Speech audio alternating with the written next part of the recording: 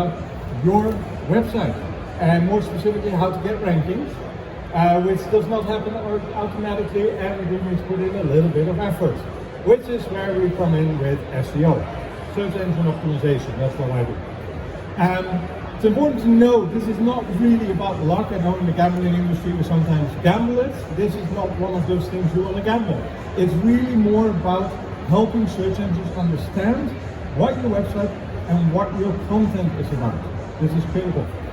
Now, in the end, it all comes down to rubbish in, rubbish out. And to understand this a bit in more detail, we do need to take a bit of a distance and look at it separately. So, let's have a look. We can see from these stats, which are the Internet Live stats, taken yesterday, the screenshot. We can see a lot of users online, over 5 billion. We can also see over 6 million blog posts just yesterday written. Yeah? We see over 6 billion user queries at Google. That's more than active internet users. So one per. Yeah? And almost 2 billion websites. Now, Google and other search engines need to take this and basically try to figure out how your website fits in there with all the other ones. And it does that with algorithms. And every single website is custom. Now, what we need to look at is this particular graph. This is going to be important.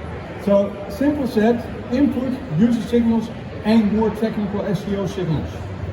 Black box, Google algorithms.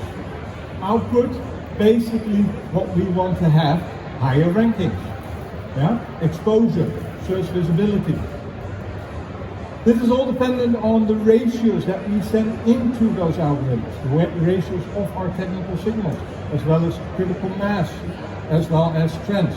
I will show you a couple. Here's two different examples where you can see the top one in visibility being relatively stable, where the other one, the bottom one, is slowly declining. Yeah? Here's another example of server connectivity. It looks like there's just a few small bumps in the road, but hey, it's under the dotted line. We're good, right? Well, actually no, because we can see a lot more. If you zoom in a little bit, if you look, there's a lot of little dots that are barely visible. What this basically says is there's a trend of our server having connection problems, and that is actually something that really can hurt our SEO. Here's another example where if we want to change the trend, if we want to change our signal into the algorithm as input, here we have a latency of a website where we implemented the change, a minor change to the website, and the overall website became faster. Yeah? These are signal changes that we input into those algorithms, but we have control over. And that's important to note, because the input is our responsibility. We as webmasters, digital marketers, affiliates, website owners, SEOs, we are the ones who control what goes in, to a large extent, what goes into those algorithms. So if we want to change what comes out of it, our rankings, we need to control what goes in. Now, because of all the different websites, there's a lot of different trends going around, and this of course has different outputs. So Google does continuous testing. Now, just to give you a bit of an idea how the algorithm development cycle looks within Google, we're talking here about they have an idea, they sandbox test it, they do a side-by-side experiment, they send it out to search quality raters, they then test it on live traffic, and then they analyze it. In a nutshell, in 2001, they did over 72,000 side-by-side experiments, over 750,000 experiments with search quality raters, and over 11,000 live experiments in 1 year. Yeah, so they benchmark all of this, which then leads to over 4,000 updates in a year. That is an average of approximately 12 a day. 12 updates to the algorithm, averaging a day. Now, while we sat here today, they've already pushed a few updates out, just to give you an idea. Now, some of these we know. These are announced, these are, they tell us about mom, bird, machine learning type of things. Other things like helpful, create helpful content updates, core updates, spam updates, stuff like that you may have seen recently. This is all going around. Some of these are announced, but the majority is not. The majority you will never know about. So how do we make sure that we don't get too impacted by it? Well, we need to make sure that the fundamentals of our website are good. And that starts with crawling. Because if Google can't crawl our content, it will never be able to index and rank it. It's that simple. And Google has many different bots that they can go by to visit the website. The primary one that matters is of course Googlebot for SEO purposes. And we need to make sure that our website is actually accessible, which it not always is. We sometimes forget to redirect. This is actually a website of a bank. It's difficult to make it domain on HTTP to redirect it to the HTTPS. Oops. Yeah. Users may type this way. We want to make sure that we don't return server errors or network problems. Here's an example of a trend. The top graph is 500 errors, which went up. As a consequence directly from that, the crawls went down. The amount of crawling that Google did on the website because of that. Yeah, that's something to keep in mind. We're sending more 500 errors in. Consequence, Google's crawling our website less. Yeah? So we're responsible for it. Another thing is that we need to keep in mind, if our website is slow in responding, then Google will also slow down the amount of URLs that they will crawl, or worse, even rank us lower. Something to keep in mind. A lot of people don't realize that second part. They focus on the first part. Like, oh yeah, we don't have a big site, so they have time to crawl everything, right? Yeah, but your rankings might go lower. Because if your competitor is faster, they may actually have better user signals because of this. Here's an example where there's a consistent, with one exception, fast speed. The average here was about 29 milliseconds, which by the way you can look up in Google Search Console under the crawl stats report under settings crawl stats. You can check what your averages are. And I can tell you already, if you're above 100, you have work to do. Yeah? Ideally you're under 50. So it gives you something to aim for. Now often when we talk about how much Google crawls your website, you will hear terms like crawl budget being tossed around, which we can see in Google Search Console again, how many URLs Google has crawled in the last 90 days. Now, although this can be useful, there is something with it, so let me get to it. First of all, when the first time that Google crawls your website, it's kind of like a top-down approach. But very quickly after that, it looks random, especially from where we're standing. What is happening in the back end is the URL scheduler algorithm, which then says, okay, which URL should I crawl when and when not. In a nutshell, this means that there's a number of URLs on your website that will be crawled very frequently or even daily. Think of like, for example, your homepage. And other posts, for example, a blog post that you wrote 5 years ago, gets crawled once a year or almost never. Yeah? On top of that, Google is also crawling 404 errors, just to confirm that they still return 404. Yeah, that these posts are really gone. So it's a little bit wrong to talk about budget, because Google knows so many URLs and they're unlikely to get to everything all the time, and they don't want to get to everything all the time. So what we're actually talking about is crawl priority, to make sure that Google crawls the right URLs, the ones that we want to have ranking. And even if they know about another URL that we don't care for, we don't want it to necessarily be crawled. So it's really about prioritization rather than budgeting. And that's something that we need to also change in thinking in a way. Now, how do we promote this prioritization? This is where internal linking comes in, external linking, things like sitemap, as well as robots.txt, where we can decide certain patterns, let's block them from being crawled in the first place, or the other side, where we have URLs blocked that we should have to be crawled. So we open it up. We can then see in Google Search Console how we are doing on this front with index stats, and see how many of our pages are being crawled, not being crawled, and if not, why. We can see why they're not being served as indexing. We can also see, this is a report that has moved in Google Search Console, we can also see the pages that are ranking for your brand, that are indexable, but you do not have in your sitemap. Now if you do maintain a sitemap, This is actually quite interesting because these may be URLs that you are not familiar with that are contributing to your overall search signals that Google is recording from users for your website, which again impacts how you do in the ranking. So this is something you want to keep an eye on. Another thing that you want to keep an eye on is when looking at crawl stats is which URLs type Google is crawling. So here in the top one, we can see on the, let's see, your left, we can see here 87% is HTML pages being crawled, which is great because HTML ranks. So if you look at the other one, 16%. That's not great. Where's the other 84% going? Yeah, now we can see that in the graph and in the table underneath, that these are mostly non-rankable URLs. And we can see at the bottom, even worse, 2% of other files, 51% of other files, which are likely not to be indexable. So Google's spending a lot of time crawling stuff that will never benefit our SEO. So this is something to quickly look at. Now, Google Search Console only gives us 90 days plus the last 90 days plus 1,000 sample base URLs, so it's not that much. So we need server logs.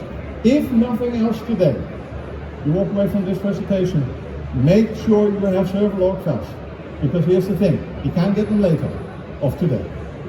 Yeah? So if you're not recording your server logs and store them indefinitely, this is part of your data warehouse. If you look at eBay, Amazon, Google, all the other big names in Silicon Valley, Yahoo, all the other ones, what they have is data warehousing from their own logs. Yeah? In a way, you could argue that Google Search is basically data mining their search log files on what is useful for the user and base rankings on that. So keep that in mind. When you want to sell your business in the future, you want to be able to offer this as part of the package. Yeah, we have log files. Now, one mistake I do see often is, well, two mistakes. One is that people look at the wrong IP addresses, so they think they have Googlebot, but they don't verify it. So verify it. There's different tools out there. There's one of them where you can do a host lookup, etc. There's a whole bunch of different things. The other mistake I very often see is this one. So this is the Apache common log format. Now you may notice a blue line here, above my finger here, on that side obviously as well, and the 200. The 200 is the status code. That is basically telling Google this page can be crawled and indexed. The slash means it's a home page. Yeah, everyone with me so far? Good. So what is this then? Yeah? Here we see, again, a slash and a 301 this time. So according to this log file, our home page is returning either 301 or 200 intermittently. And it can be in the same log file. What is happening here is that if you look at it, indeed, the home page is returning 200 status code. However, the HTTP version, which is recorded in the same log file, is returning a 301 redirect to the HTTPS version. Meaning that we now have two slashes, both indicating the home page, but with two different status codes. We need to record our origins in the server logs. You need to do this. If you don't do that, you basically have corrupt or incomplete server logs. You can't base business decisions on that. The data is faulty. So double check if you are recording your origin. Origin means the scheme, HTTP or HTTPS, as well as the host name or authority, the entire. Yeah? And make sure with every user request, that's in there too. So when you get back to the office, check that. Check that your engineers are doing that. Because if not, you're not recording your log files as you should. Let's talk about indexing. Indexing, we're basically talking about first mobile indexing. Google switched to that a few years ago, which is still the same index as before, because mobile signals are more heavy and have more weight, which means we need to maintain a mobile desktop parity. That means all our technical signals and content signals need to be equal on both.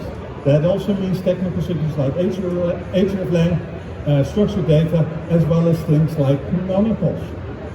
Now, if we let Google guess, they may not pick the one that you want them to pick.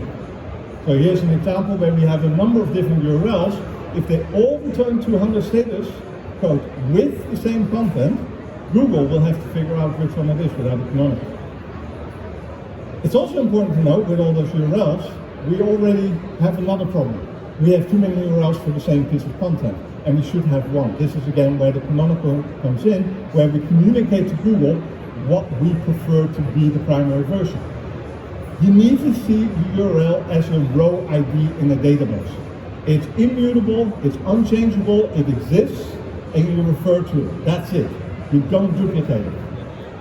If you do, or any of the other signals like href-lang and structured data, these are all optional signals for Google to consider.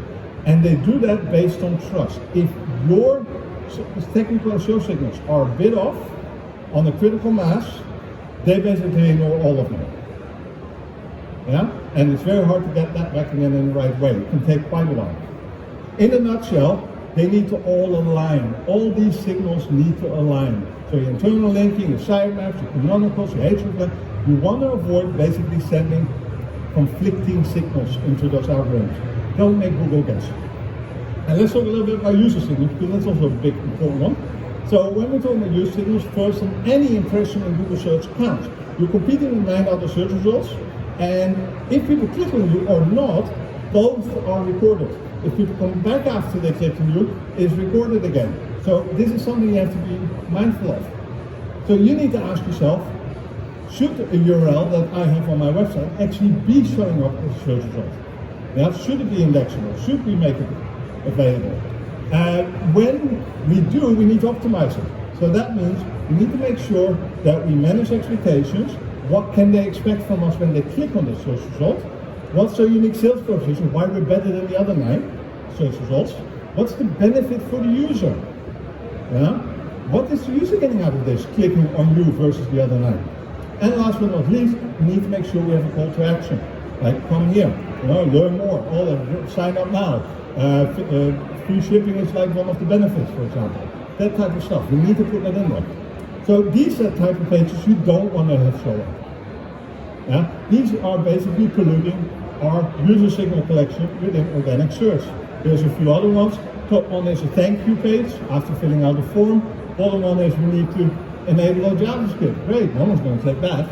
Here we have also more sign up form, TXT files.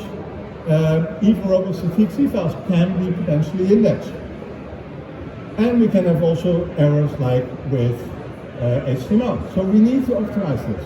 Here's a couple of examples that do better. Yeah? Now, when the user gets to your website, you also still need to make sure you actually deliver on what you promised in that snippet. And we need to make sure that this is correct. Google does measure that. We need to make sure our website is secure. Here's a funny one from ESTA, from Homeland Security, where you would think that would be one of the websites that is secure, but in this case it wasn't. This actually, I took this screenshot while applying for the ESTA visa on the Homeland Security Network on their website, and hey, I got this error twice, by the way, in the span of 2.5 years. So I know what's happening there. It's probably a rogue server that is rotating in a pool that has a broken certificate chain. But it's funny because you would expect ESTA, Homeland Security, to get this right. It's Homeland Security of the US. Anyway, we also need to make sure that our websites are mobile friendly. That also means our affiliate websites, by the way. Yeah? The best way to go about this is just, if you want to make it as easy as possible for you, just use responsive web design. Don't go with dynamic serving or trying to figure out based on user agent, mobile versus desktop, what to serve. Make it simple. Responsive web design is easier for you. And yes, you can optimize for mobile still a lot. Because speed matters. Google has the Chrome User Experience Report, where they're reporting what actual users are reporting of your, how they're experiencing your website. And this is open source and freely available. Yeah? When you see in Google Search Console, however, it's just a sample. So go also to the API and get your own data. This is origin-based, you can get all of it. The core web vitals that Google focuses on when it comes to ranking are at the moment first input delay, which may change soon enough to interaction to next page, so keep an eye on that. We have largest contentful page and key layout shift. If you want to test that one, you can use this tool for that. We need to make sure also that our content is above fold and easy accessible. This is part of the algorithm, they're looking for this. So interstitial, commercial intent, repeated content on multiple pages, don't have that above the fold. Yeah, from a mobile perspective. We also need to avoid soft 404s. This is something that a lot of you don't get right. This is what Google said about soft 404s. You're basically raising forward. I hate the word forward in this case, but anyway, you're basically not putting anything in the index. Let's just phrase it out. That's what Google said. Here's an example of a soft 404 for anyone who doesn't know. We have an example called AI/44 which redirects, that then redirects to the HTTPS version which ends up on a 200 status code. Instead of a 404, the URL does not exist. Through a redirect, you end up on a 200 response. This is a soft 404. That should have been a 404. Here's another one. This is very common in this industry, where we have a deep URL, say a special offer on a blog post or something, that doesn't exist anymore, and we're now redirecting that to the higher level hierarchy. So in this case, this is a poker, Casino Fairyland special offer, and it gets redirected to the poker category landing page. This is also soft 404. Yeah, and Google doesn't like this. This is basically hurting your overall trust signals. This should have been 404s. The content isn't there anymore, and you're really diluting your trust signals.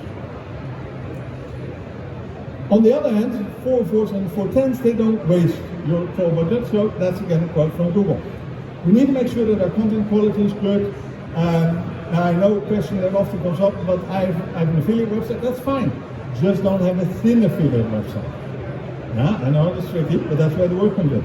Also make sure you actually have a website that functions, because promising a certain functionality and not delivering it is a new aspect they have added to the spam policies.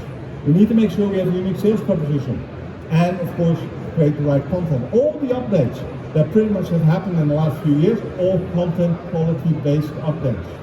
Yeah, so they're looking at improving and detecting good quality. In a nutshell, you need to make sure you're worth having in the index and that they can't do without you. Yeah? So you need to audit regularly, because in the end, if you want to change what goes in, what comes out, you need to change what comes in. Yeah?